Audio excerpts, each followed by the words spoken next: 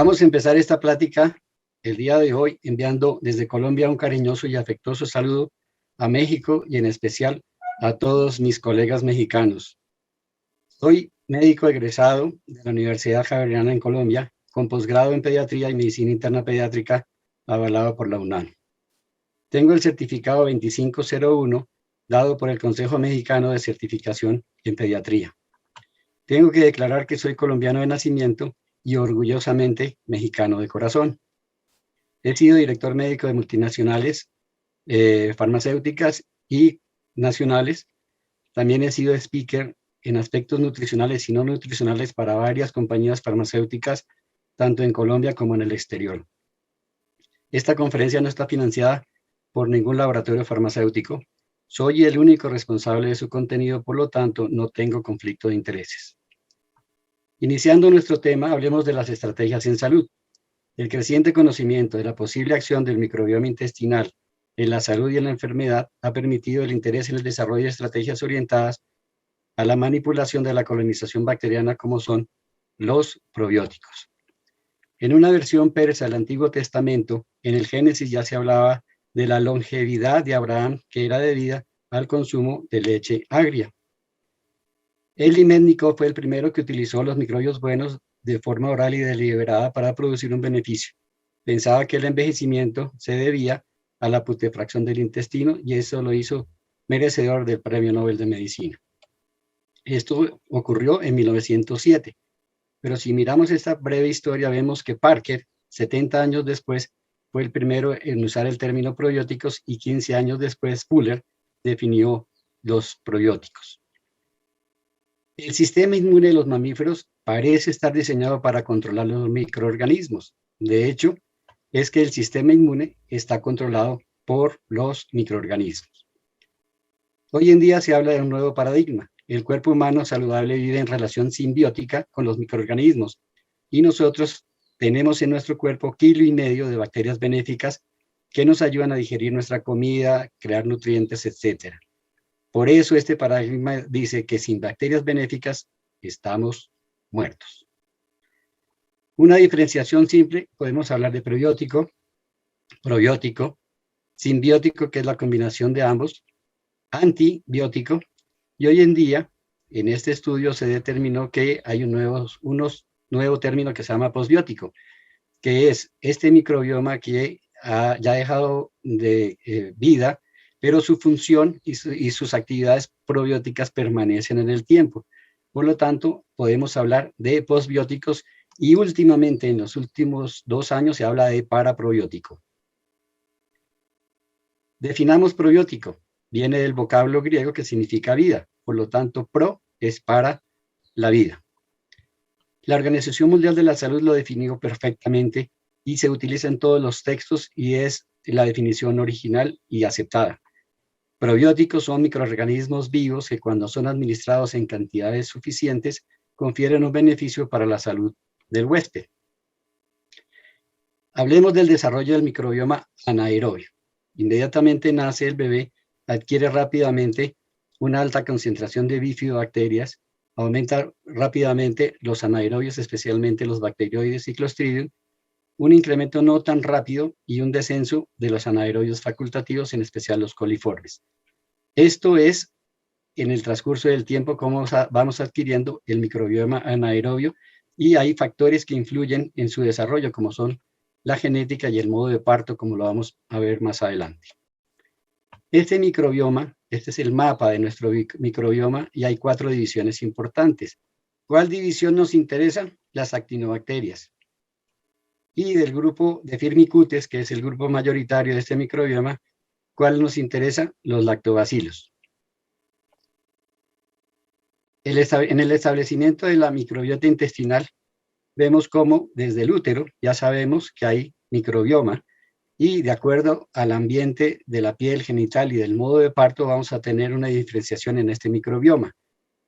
Si nosotros a este lactantico le damos lactancia materna, oligosacáridos de la leche materna y monoglobulina A, vamos a tener un predominio bastante importante de Bifidobacterium. Si por el contrario le damos leche de fórmula, vamos a tener predominio de bacteroides y de Clostridium, Y más adelante este microbioma cambia cuando se introducen los alimentos sólidos en la dieta del lactante. Miramos a una mujer sana, miramos su microbioma en diferentes partes del cuerpo, vemos que ya sea por parto vaginal o por cesárea, el microbioma no cambia en la vagina y es un predominio de lactobacilos. Si hay importancia si el parto es vaginal o si el parto es por cesárea. Si vemos que se obtiene por vía vaginal, la persistencia de lactobacilos es importante y como vemos al lado derecho no hay casi lactobacilos si ha sido su obtención por cesárea. Debemos también diferenciar del microbioma intestinal en relación a la edad. Si nosotros tenemos un bebé sano, con leche materna tenemos esta representación gráfica del microbioma. Diferente si utilizamos leche de fórmula, como podemos ver en la constitución del diagrama. Y lo que comentaba, cuando se introducen los alimentos sólidos, este microbioma también cambia. Si vemos un joven sano, vemos su representación gráfica, que es un microbioma saludable, pero se ve drásticamente alterado si utilizamos un tratamiento de antibiótico o si tenemos un grado moderado o severo de desnutrición. Si nos trasladamos al adulto, vemos que este microbioma saludable puede estar afectado o muy diferente si este es un paciente obeso y mucho más alterado si tenemos un paciente de mayor edad. En los ancianos, este microbioma está bastante alterado hacia bacterias, especialmente Firmicutes. ¿Hablamos de estabilidad microbiana? Sí, podemos tener estabilidad microbiana, pero hay cambios, etapas críticas en donde hay cambios importantes de la microbiota, que es en el momento de nacer, que hay la colonización y el desarrollo de una microbioma saludable, y en la vejez, cuando hay cambios severos debido a inmunosenescencia o inflamación. Por lo tanto, vemos como hay una estabilidad microbiana, pero puede ser alterada por nutrición, por prebióticos, probióticos, el ambiente, etcétera. Ahora miremos, no es lo mismo nacer en Florencia, Italia, en Burkina Faso o en la Ciudad de México. En cada uno de ellos hay una población o un microbioma diferente. Por ejemplo, si nacemos en Florencia hay un predominio de Firmicutes y si nacemos en Burkina Faso tenemos un predominio de Bacteroidetes. Por lo tanto, hay que tener en cuenta el microbioma de cada región o de cada país para nosotros determinar cuál es lo saludable y cuál es lo patológico. Hay diferencias marcadas en la flora bacteriana de heces si son amamantados o con leche de fórmula. Si tenemos lactancia, vemos que hay un rápido crecimiento de las bifidobacterias, hay un descenso rápido de las enterobacterias y un aumento progresivo de los bacteroides. En cambio, si tenemos una alimentación por fórmula, tenemos una alta concentración permanente de enterobacterias, un crecimiento lento y tardío de las bifidobacterias y un crecimiento más lento de los bacteroides. Por lo tanto, sí hay diferencias entre lactar y dar leche de fórmula. Hablemos del microbioma. En el proyecto de microbioma humano se estableció que nuestro genoma está constituido por 23.000 genes, pero el microbioma humano, o sea, los genes de nuestras bacterias son más de 2 millones. O sea, estamos comparando 2 millones contra 23.000. La diferencia es grande y hay que tenerla en cuenta. Se han identificado en números más de 1.000 especies bacterianas. Eso traduce en 100 trillones de células bacterianas. Equivale a que hay 10 veces más bacterias que células del huésped. O sea que por cada célula del huésped hay 10 bacterias. 100 veces más genes que el genoma humano del huésped. Esta flora intestinal es esencial para la maduración del sistema inmune y es un prerequisito para el desarrollo de tolerancia oral. Esta microfotografía es espectacular, me encanta, y vemos aquí los núcleos en azul, diferenciados o separados por una capa de moco, y aquí tenemos la flora intestinal, el microbioma intestinal denso, en el cual vemos aquí los residuos en morado de los alimentos no digeridos y las fibras que son utilizados por este microbioma. Esta es una representación, un corte microscópico de lo que podemos tener de nuestro epitelio intestinal y de nuestro intestino. La mayoría de los microorganismos que se encuentran en los entornos naturales están asociados a biopelículas. Tenemos que es una fijación reversible inicialmente, hacen una macrocolonia, se maduran y esta macrocolonia se dispersa y otra vez vuelve a hacer su ciclo. Miremos un ejemplo real. Tenemos aquí la base de adhesión, la biopelícula, y aquí tenemos una microfotografía real de una biopelícula de Lactobacillus rhamnosus. Hay diferencias también importantes en la microbiota intestinal entre una mujer saludable y una mujer embarazada saludable. En esta mujer embarazada saludable hay una mayor beta diversidad por actinobacterias, proteobacterias o firmicutes, y una menor alfa diversidad, especialmente por actinobacter y por bacteroides. Estudios recientes muestran que la colonización microbiana puede comenzar en el útero, y esto es relativamente nuevo. Estos microbios pueden llegar al feto desde la cavidad oral, al intestino materno a través del torrente sanguíneo y desde la vagina. El microbioma del meconio fecal es más similar al microbioma oral que al microbioma de la vagina. Este comensalismo único del microbioma placentario incluye bacterias de varias familias, como firmicutes, proteobacterias, bacteroides o fusobacterias. ¿Cómo viajan estas bacterias? Bueno, la flora de la cavidad bucal se traslada al intestino para formar una comunidad microbiana. El microbioma se congrega en el tejido linfoide asociado al intestino, conocido en inglés como GAL, para fluir en la sangre y finalmente albergarse en la placenta. Y tercero, el microbioma intestinal viaja de la misma manera para llegar a la glándula mamaria, como lo vamos a ver más adelante. ¿Qué pasa con la invasión microbiana en la placenta? Esta es una microfotografía con tinción de Brown y Hobbs de la placa basal humana de una placenta prematura a las 27 semanas. Las flechas blancas están mostrando la colonización por bacterias intracelulares, que en este caso puede ser un promotor o un desencadenante de un parto prematuro. Como les había dicho, la modulación o el viaje por la vía enteromamaria está dada porque hay una comunicación cruzada de las células dendríticas a través de las uniones estrechas con las bacterias intestinales, que pasan al nódulo linfático mesentérico y por vía circulación linfática y sanguínea va al epitelio de la glándula mamaria, estableciendo la microbiota mamaria. Esta microbiota mamaria, junto con la microbiota del bebé y la microbiota del calostro y la leche, nos van a conformar el microbioma de este lactante desde el recién nacido. En este artículo de 2014, en relación a la que todos sabemos y estamos convencidos de que nuestros primeros 1000 días son importantes en el microbioma intestinal y en el establecimiento de una simbiosis, vemos como aquí señalan colonización bacteriana y aquí no hay bacterias. Esta gráfica hay que corregirla porque desde aquí nosotros ya sabemos que hay colonización bacteriana desde el feto o fetobioma. Por lo tanto, es importante saber que el concepto de que el líquido amniótico y el feto, el microbioma del feto era estéril, eso ya ha cambiado.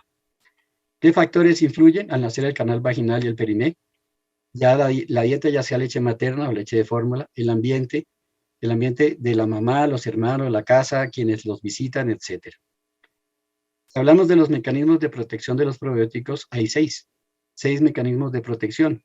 El primero es la producción de antimicrobianos, que se llaman bacteriocinas, y estas las vamos a definir más adelante.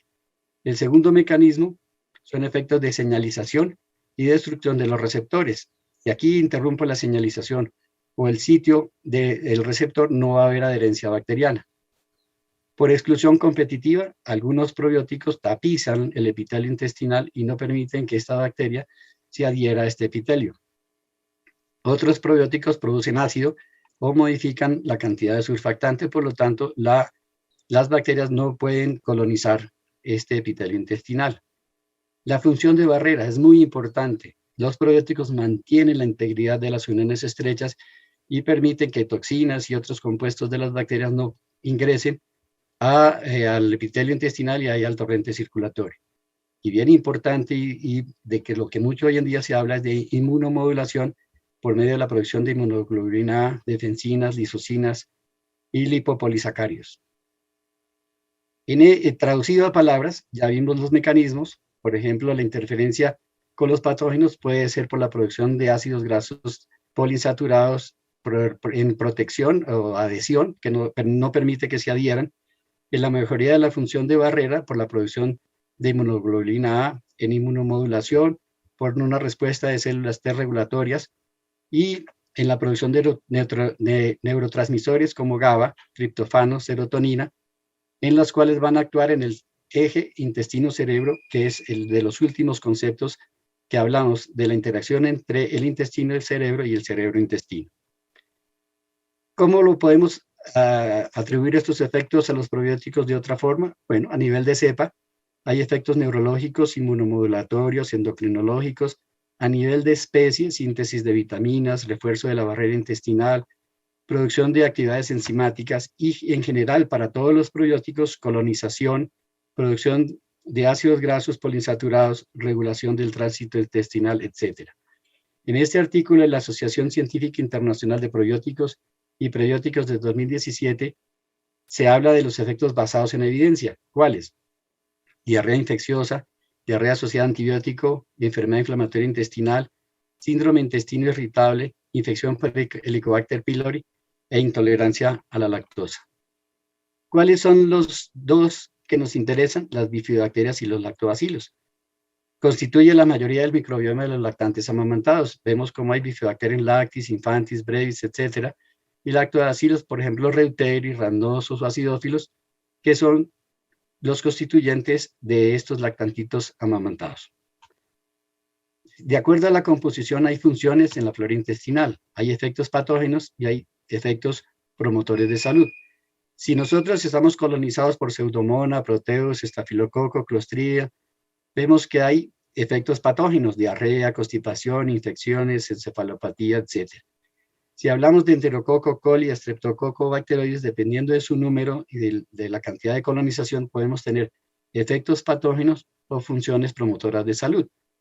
Pero si vemos el lactobacilo y la bifidobacteria aquí señalados en rojo, vemos que siempre van a tener funciones promotoras de salud, como por ejemplo inhibir el crecimiento de bacterias perjudiciales, estimulación de las funciones inmunes, ayudar a la digestión y absorción de ingredientes de la comida o de minerales y síntesis de vitaminas. Entonces, ¿cuál es la flora que nosotros deseamos y si está bien balanceada nos va a dar beneficios? Sí. Esta combinación de bifidobacterium y lactobacilos balanceados disminuyen el pH e inhiben los patógenos potenciales. Compite con estos patógenos al reducir su población, especialmente Clostridium y bacteroides. Compiten con estos patógenos por el sustrato, por su alimento o por sus receptores y especialmente en inmunomodulación. Aquí tenemos un ejemplo de una respuesta innata inmune en la cual el patógeno estimula las células dendríticas, los mastocitos y los macrófagos para producir citoquinas o quemoquinas, o también este patógeno puede estimular una respuesta adaptativa inmune a través de la producción de TH1, TH2 o T regulador.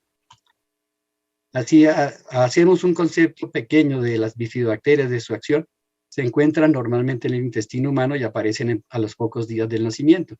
Son una de las especies predominantes en el colon junto con estas otras bacterias y bien importante, son antagónicas del Escherichia coli.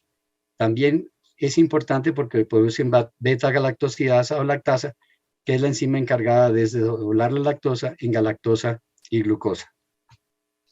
Ahora miremos y diferenciemos un poquito los mecanismos propuestos. ¿Cuáles son? En primer lugar, la síntesis de sustancias antimicrobianas que ya sabemos que se llaman bacteriocinas. En este caso, el Lactobacillus GG y el Lactobacillus acidófilos producen bacteriocinas que inhiben algunos patógenos, ya sean gram positivos o gram negativos. Tenemos que tener en cuenta que estas bacteriocinas se denominan de acuerdo a la bacteria que las produzcan, por ejemplo, el Lactobacillus acidófilos, el Lactobacillus reuteri o el Lactobacillus bulgaricus. Son péptidos antimicrobianos que ofrecen potenciales alternativas a los antibióticos. Eliminan o inhiben efectivamente un amplio rango de microorganismos patógenos causantes de enfermedades. Son seguros, no son tóxicos y algo que hay que resaltar, no desarrollan resistencia antimicrobiana. Esas bacteriocinas de los probióticos inhiben el crecimiento de bacterias como Salmonella, coli, Campylobacter, Shigella, Pseudomonas o Clostridium.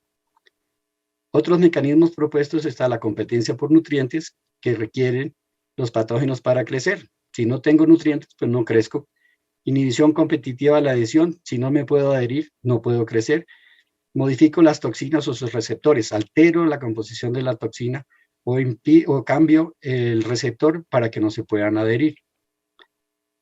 El estilo de vida moderna ha disminuido la exposición a estas bacterias. La cesárea, las fórmulas lácteas y alimentos estériles, la disminución de alimentos naturalmente fermentados, el incremento en las medidas de higiene, la vida urbana y el uso hoy en día indiscriminado y excesivo de antibióticos, que crea una menor exposición microbiana, un microbioma intestinal alterado y una inadecuada respuesta inmune. Los principales usos pediátricos de los probióticos los podemos resumir en manejo de la intolerancia a la lactosa por el lactobacillus acidófilos, diarrea asociada a antibióticos, diarrea infecciosa, estreñimiento, enterocolitis necrotizante, disminución de las caries dentales con lactobacillus prudentis que hoy en día se usan en cremas dentales, tratamiento coadyuvante del Helicobacter pylori, infecciones del tracto urinario, disminución de los cólicos, especialmente por el Lactobacillus reuteri protectis, disminución del riesgo de desarrollar eczema y disminución de infecciones del tracto respiratorio superior. En ese artículo del 2016 hacen mención de los probióticos de cepa única empleados en estudios clínicos. No son uno ni dos, sino es una larga lista. En este mismo artículo se mencionan estudios clínicos con varias cepas, o sea, multiespecie, en los cuales básicamente incluyen el Lactobacillus acidófilos con otros probióticos o el Bifidobacterium con otros probióticos, en este caso acidófilos, bulgáricos y termófilos.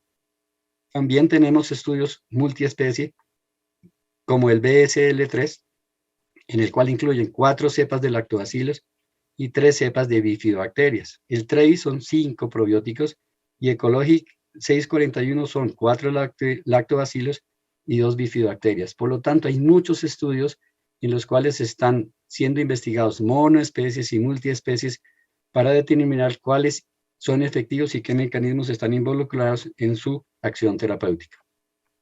Entremos en tema un poquito más profundo, hablemos de los probióticos en pediatría.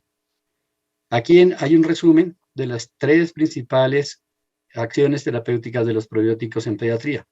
Normalización de la composición de la microbiota intestinal, inmunomodulación y efectos metabólicos. Por ejemplo, si lo ampliamos, resistencia a la colonización, control del síndrome intestino irritable, entre otros. Si hablamos de inmunomodulación, mejoramos o balanceamos la respuesta inmune, aliviamos los síntomas en los lactantes por alergia a alimentos, mejoramos la inmunidad innata. Si hablamos de los efectos metabólicos, mejoramos el aporte de ácidos grasos de cadena corta y, por ende, una reducción de los factores de riesgo para desarrollar cáncer de colon. Podemos mejorar o tener una mejor tolerancia a la lactosa y una reducción del colesterol sérico. Por lo tanto, son muchos los efectos que podemos encontrar que se están aduciendo o apropiándose para el uso de probióticos. Pero hay que tener en cuenta que estos efectos probióticos tienden a ser cepa específica.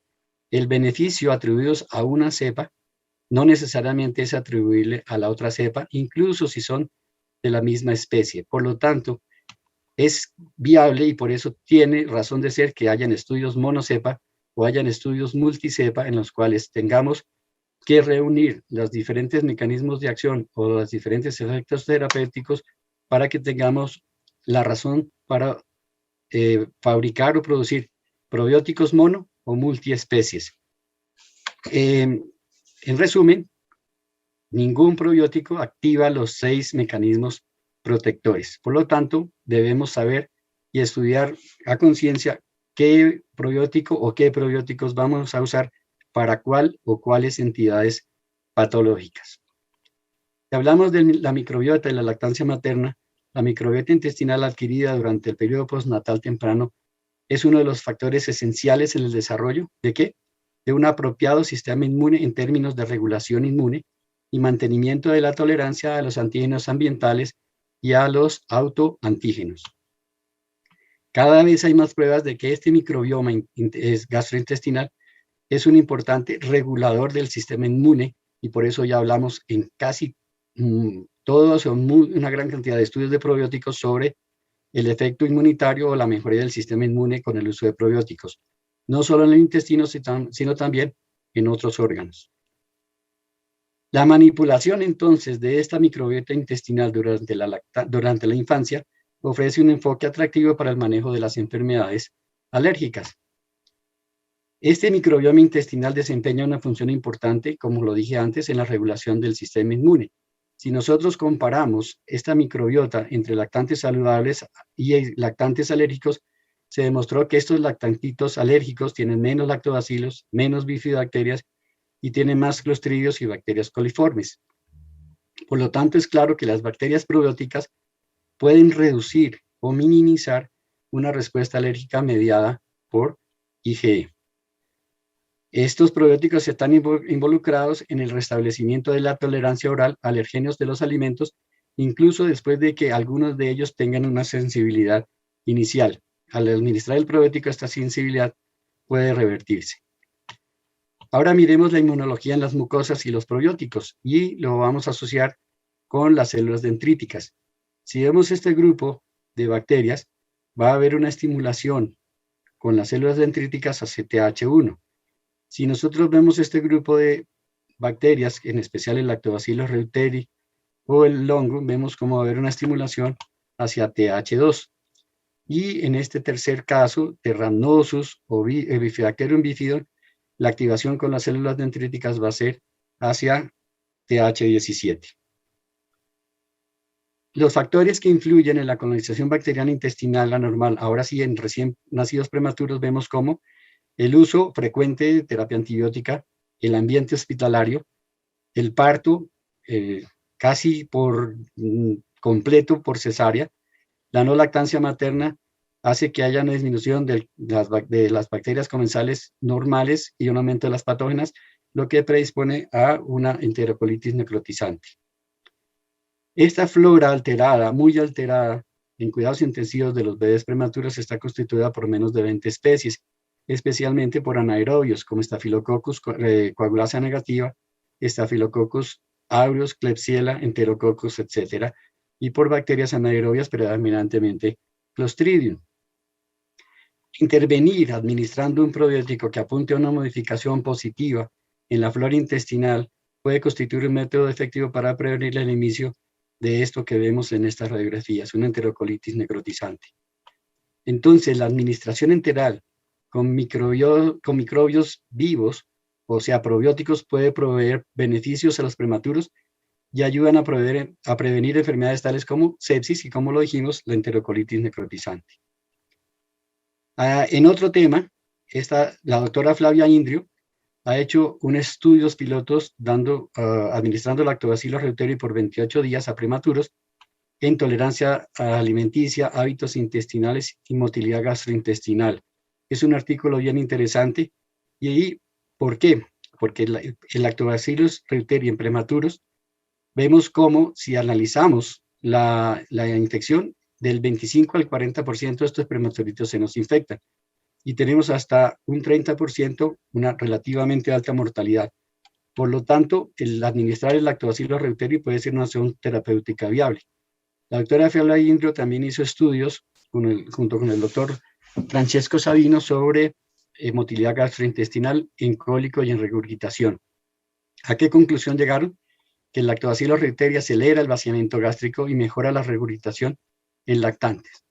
El doctor Francesco Savino, en un estudio interesante, utilizando coli en bebecitos con cólicos, vieron cómo hay una disminución o una poca cantidad de coli en lactantes sanos, una mayor cantidad en cólico moderado, y si ya tenemos bebés con cólico severo, la cantidad bacteriana, el número de unidades formadoras de colonia de coli son altísimas, por lo tanto, sí tenemos una relación del coli en su cantidad con la intensidad del cólico en lactantes.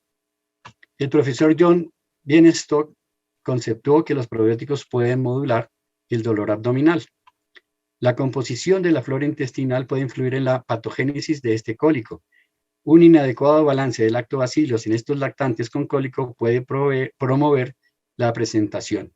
Los probióticos son participantes activos en la fisiología intestinal y participan en la homeostasis y en la respuesta inmune contra patógenos potenciales. Ahora hablemos un poquito de leche materna. EFSA, que es la Autoridad Regulatoria Europea, le da una presunción cualificada de seguridad. ¿A quién? A las bacterias aisladas en la leche humana, Lactobacillus gasseri, salivarius.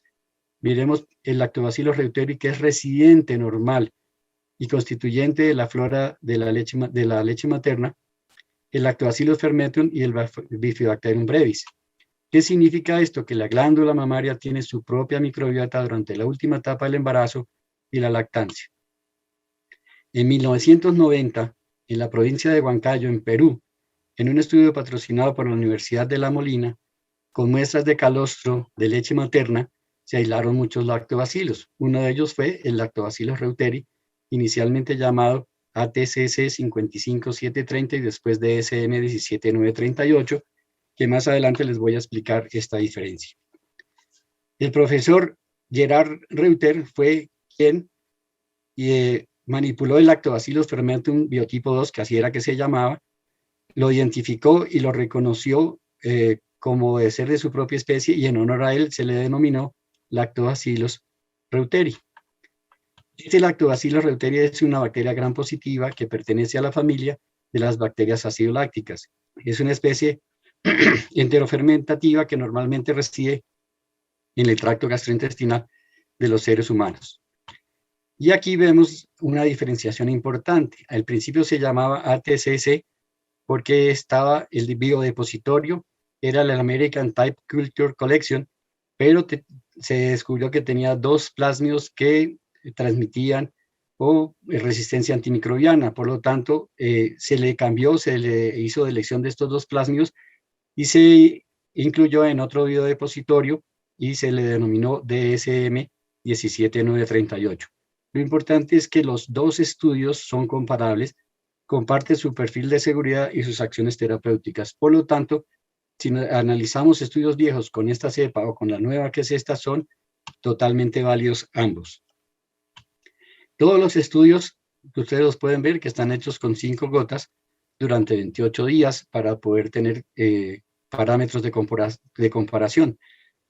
Comercialmente se conoce como Lactobacillus reuteri protectis o como Lactobacillus confortis, pero como es un constituyente normal de la leche humana, ¿cuánto tiempo lo podemos usar? Pues lo comparamos a cuánto tiempo podemos usar la leche materna. Entonces, no debemos quedarnos en los 28 días, sino por el tiempo necesario que pueda estar indicado. Y hoy en día hay fórmulas infantiles en las cuales está incluido este Lactobacillus reuteri. Este Lactobacillus inhibe el crecimiento de varios patógenos. Mire esta larga lista: Pseudomonas, Escherichia coli, Shigella, Campylobacter, también levaduras y hongos. Este estudio es por el doctor Francesco Sevino y está totalmente documentado sus acciones antibacterianas contra estos patógenos. Ahora hagamos un resumen o un cuadro de los efectos propuestos en la salud del humano en los efectos intestinales: intolerancia a la lactosa, diarrea, intestino irritable, Helicobacter pylori, sobrecrecimiento bacteriano de intestino delgado llamado SIBO por sus siglas en inglés, enfermedad inflamatoria intestinal y prevención y o tratamiento de enterocolitis necrotizante en lactantes prematuros. Probióticos específicos, porque no todos lo hacen, tienen proteínas superficiales que inhiben la unión del Helicobacter pylori en el estómago. Hay estudios que comparan la combinación de antibióticos en el tratamiento de la gastritis por el Helicobacter pylori. La administración de estos probióticos orales mejora el dolor epigástrico, la flatulencia, la epigastralgia, la distensión y la diarrea. Si hablamos ahorita de la eficacia probiótica frente a efectos nocivos, vemos en azul eficacia y en blanco tolerancia. Y si nosotros vamos mirando que sea más eficaz y mejor tolerado, vemos cómo 10 o 14 días de tratamiento junto con el probiótico es una muy buena elección de tratamiento. Hablamos de disbiosis. ¿Qué es disbiosis? Es el desbalance entre las bacterias buenas y las bacterias patógenas. ¿Qué pasa en el intestino? Bueno, hay una reducida diversidad de la microbiota. Vemos cómo aquí hay una microbiota saludable y aquí está totalmente alterada. Está constituida por patógenos oportunistas como las enterobacterias. Hay un perfil anormal de ácidos grasos de cadena corta. Tenemos una barrera mucosa alterada. Vemos cómo aquí las uniones estrechas están permeables, toxinas, bacterias, todo pasa a través del epitelio y una respuesta inflamatoria del huésped. ¿Esto qué nos causa? Infecciones del tracto gastrointestinal crónicos, diarrea asociada a antibióticos, colitis pseudomembranosa, enfermedad inflamatoria intestinal, enterocolitis necrotizante, entre otros. Su control terapéutico se puede hacer de varias maneras. Una de ellas son los probióticos, una intervención dietaria, ya sea con probióticos, prebióticos o también con trasplante fecal. Hoy en día está cada vez más utilizado el trasplante fecal, ya sea por vía oral o por vía rectal, con el objetivo de reemplazar o reponer una microbiota intestinal de un individuo enfermo mediante el trasplante de una microbiota saludable de un donante sano. Lo que les decía, hoy en día los últimos criterios de Roma 4 hablan de los trastornos funcionales digestivos del lactante y hablan de la interacción que hay cerebro-intestino. En su fisiopatología se habla que hay hipersensibilidad visceral, una flora bacteriana anormal, factores biopsicosociales que afectan, una motilidad gastrointestinal, como lo vimos con los estudios de la doctora Indrio, una mucosa inflamada y una interacción cerebro-intestino a través de mediadores químicos, tanto de cerebro a intestino como de intestino a cerebro. Miremos los probióticos y los antibióticos. Aquí a la izquierda vemos una flora bacteriana normal, pero si requerimos un antibiótico vemos que hay una selección adversa hacia patógenos y esto, a pesar de que terminemos el antibiótico, se demora unos días en restablecerse una flora normal. Hoy en día se habla de que debemos usar probióticos desde el inicio del tratamiento antibiótico para evitar esta selección adversa negativa. Si miramos su frecuencia, la frecuencia depende también del antibiótico que se use. Es más frecuente si se usan aminopenicilinas, especialmente amoxicilina asociada con ácido clavulánico o ampicilina. También depende de la edad. Es mucho más frecuente en lactantes de un mes o bebés hasta 2 años y disminuye esta incidencia a medida que se adquiere más edad. Si lo miramos por antibióticos, vemos claramente que la mayor incidencia, hasta un 23%, está dada por amoxicilina sola, amoxicilina clavulato, eritromicina, sulfisoxazol o cefalosporinas. Por lo tanto, y los macrólidos que hoy en día, con nuestra pandemia del COVID, tenemos un uso indiscriminado e irracional del uso de macrólidos. Ahora, en esta selección de los efectos inmunes, de los efectos propuestos a la salud, está la inmunomodulación, que en todas partes hablamos de ello, disminución de las reacciones alérgicas al disminuir la inflamación, disminución de la oportunidad de infección por patógenos y prevención y tratamiento de las infecciones nosocomiales. Aquí vemos que estos probióticos deben tener efectos antiinflamatorios. Por lo tanto, dependiendo del probiótico que usemos, debemos tener un medio antiinflamatorio que contrarreste estos patógenos proinflamatorios o por estas respuestas inmunológicas TH1 o TH17 proinflamatorias, para que a través de T reguladores tengamos un balance y tengamos establecido el fenómeno conocido como tolerancia a la mucosa. En la medida que tengamos más efectos antiinflamatorios, esta mucosa va a ser más tolerante a muchos agentes o compuestos de la dieta o patógenos que podamos ingerir. Si hablamos del uso de probióticos en alergias, hay estudios en atopia, en rinitis alérgica, en eczema, en asma, en alergia alimentaria y en alergia a la leche de vaca, ya sean mono o multiespecies. Este artículo de 2018 vale la pena que lo revisen.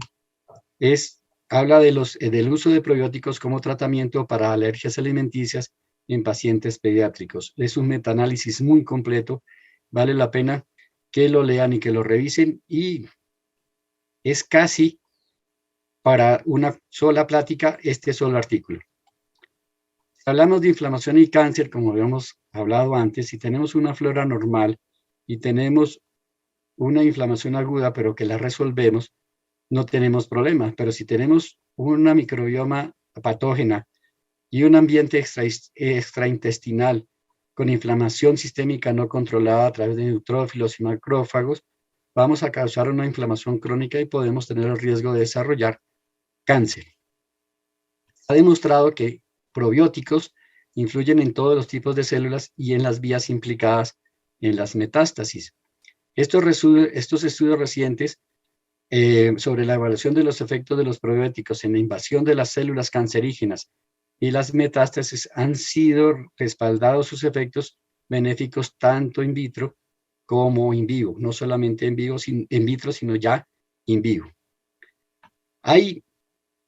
Para comprender el microbioma intestinal hay grandes proyectos de colaboración. Uno de ellos que me llamó la atención es My New Gut, que habla de la importancia de nuestros microbios intestinales. ¿Ellos qué hacen? Caracterizan estas comunidades microbianas y las asocian a las diferentes enfermedades humanas. Definen qué factores ambientales afectan su dinámica y esto es importante, crean un catálogo genético. Este grupo de colaboración estudia la acción del microbioma humano en pacientes con ansiedad, depresión y comportamiento inadecuado alimenticio. También tienen un fuerte foco en temas de sobrepeso y obesidad en jóvenes y en lactantes. Hablemos de halitosis, algo muy frecuente, es causada por una serie de compuestos volátiles generados en el intestino y en la boca. La mayoría de sus factores etiológicos están presentes en la orofaringe, como gingivitis, periodontitis, recubrimiento de la mucosa de la superficie de la lengua con bacterias, amigdalitis por estas bacterias. Estas bacterias que van a producir compuestos volátiles de azufre que pueden ser hoy en día contrarrestados por el consumo de gomas o de pastillas que contengan Streptococcus salivarius K12. Si hablamos de probióticos en la función testicular, vemos cómo hay estudios con lactobacillus paracasei, arabigogalactano, fructooligosacáridos y glutamina en estas concentraciones. ¿Cuál es su acción en hombres infértiles? Hay unas mejoras significativas en la calidad de los espermatozoides, en los niveles de testosterona, y estas acciones están mediadas por una normalización de las alteraciones sutiles en la función hipotálamo pituitaria, en su efecto antioxidante y en las mejoras del microambiente prostático. En vaginosis bacteriana, que es el único probiótico no oral que se administra por vía vaginal, la vaginosis bacteriana es una enfermedad de etiología desconocida como resultado de un sobrecrecimiento de varias especies de bacterias anaerobias asociadas con una disminución del lactobacilo, que es el predominante en la flora vaginal normal. Miremoslos de otra forma. Si hay una disminución importante en lactobacilos, hay un mayor crecimiento de Gardnerella vaginalis, Prevotella, bacteroides, etcétera, que crea una disbacteriosis, que no se considera una enfermedad de transmisión sexual. Tiene una prevalencia de hasta el 20%, tiene polimicrobismo, por lo tanto, la administración, ya sea oral y vaginal, del lactobacilo puede erradicar la vaginosis bacteriana, ya sea sintomática o asintomática. Ya habíamos mencionado el microbioma y la obesidad. Miremos, este paciente obeso tiene un microbioma diferente al microbioma de un paciente saludable. ¿Por qué? Porque este paciente tiene una mayor lipogénesis, por lo tanto, tenemos más gordura, un proceso inflamatorio crónico y una predisposición a síndrome metabólico y una disminución importante de la producción de butirato. Si miramos este esquema representativo de la diversidad bacteriana antes o después de la válvula ileocecal, y si miramos en estos rombitos rosaditos los nutrientes, vemos que muchos de estos nutrientes que vienen en cadenas o vienen simples son asimilados en el intestino delgado o asimilados en el intestino grueso. Pero si estas cadenas largas se separan en mono, van a tener una mayor absorción y nos van a generar un 20 a 25% de exceso de calorías a través de la absorción por el colon de estos nutrientes no digeribles, porque ya los vuelven, al separarlos, se vuelven nutrientes digeribles. Entonces, ¿cuáles son los beneficios proyectados? Si volvemos un poquito a repasar: enfermedad coronaria, salud bucal, diabetes, vitaminas del grupo B, estreñimiento, diarrea asociada a antibióticos, reducción en algunos casos, pues todavía falta mucha evidencia de la presión arterial, etc. ¿Cuáles son las dosis sugeridas de estos probióticos? En neonatos de menor de 32 semanas, 3 billones de unidades formadoras de colonia. En recién nacidos de bajo peso al nacer, la mitad de la dosis, hasta que alcancen un suministro enteral adecuado. Se deben diluir en centímetro, centímetro y medio de leche materna o de agua. Y aquí quiero hacer énfasis en este recuadro. Para mantener, óigase bien, para mantener el equilibrio de los microorganismos y mantener un tracto saludable digestivo, se necesitan de 1 a 2 billones de unidades formadoras de colonia, y estos son los que contienen las bebidas lácteas para administrar en bebés. Pero si nosotros necesitamos un tratamiento con probióticos o para corregir problemas, como por ejemplo la disbiosis, hay que administrar entre 5 y 10 billones de unidades formadoras de colonia. ¿Cómo lo traducimos? 5 a 10 vasitos de este producto lácteo. Es al día. 5 a 10 vasitos diarios.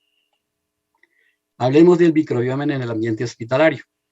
Nosotros debemos en el ambiente hospitalario tener una bacteria de una cepa correcta, darle el alimento correcto a esta bacteria benéfica y una correcta forma de tenerlo y administrarlo en el hospital. En este estudio de 2018 en unidades de cuidados intensivos neonatales, se reveló que el 96% de los hospitales usan probióticos como parte de la atención clínica para estos pacientes internados. Hablemos del mercado probiótico. Sí, ¿por qué se habla de mercado? Porque es un negocio que va en el tiempo creciendo. La ley de marcas actual falta de una regulación estricta en la fabricación de estos probióticos.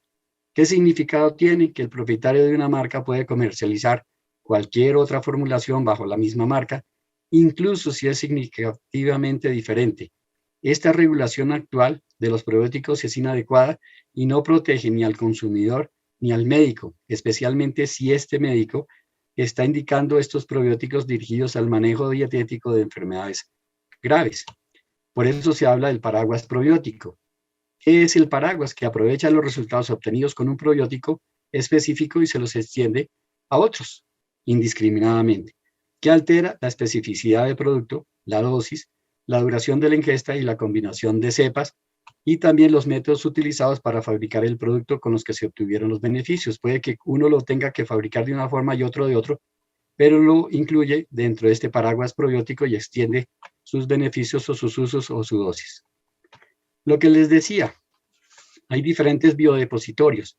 Está el ATCC, que fue el primero, por ejemplo, con el que se incluyó el Lactobacillus reuteri 55730, y este biodepositorio que asegura, respalda a los microbiólogos y a la industria de que sus propios cultivos celulares mantengan sus características fisiológicas inherentes independientemente de cualquier reclasificación moderna. Este probiótico hoy en día se reclasifican en otro biodepositorio si lo cambian a DSM-Z, que es sus siglas en alemán, que traducidas significan colección alemana de microorganismos y cultivos celulares. Esto es clave. La leche de vaca mundialmente está aceptada como sustituto. Debemos tener en cuenta que las vaquitas producen alrededor del 90% de la leche que consume el mundo. Hablemos entonces de la microbiota intestinal saludable en el lactante con leche derivada de vaca y el rol de los probióticos en la fórmula infantil. Debemos tener en cuenta algo bien importante, que la fórmula infantil ha avanzado en el tiempo. Desde 1867 que Henry Nestlé introdujo o patentó su primera fórmula hasta las 2 últimas décadas, en las cuales se ha hecho énfasis en la inclusión de nutrientes bioactivos, nucleótidos, probióticos, etcétera, etcétera. ¿Esto qué significa? Que no es lo mismo la leche de fórmula que la leche materna. Nunca hasta ahora podemos hacer un alimento que sea exactamente igual, pero los fabricantes cada vez incluyen más componentes bioactivos para imitar o acercarse a los efectos biológicos y a su composición del estándar de oro, que es la leche materna.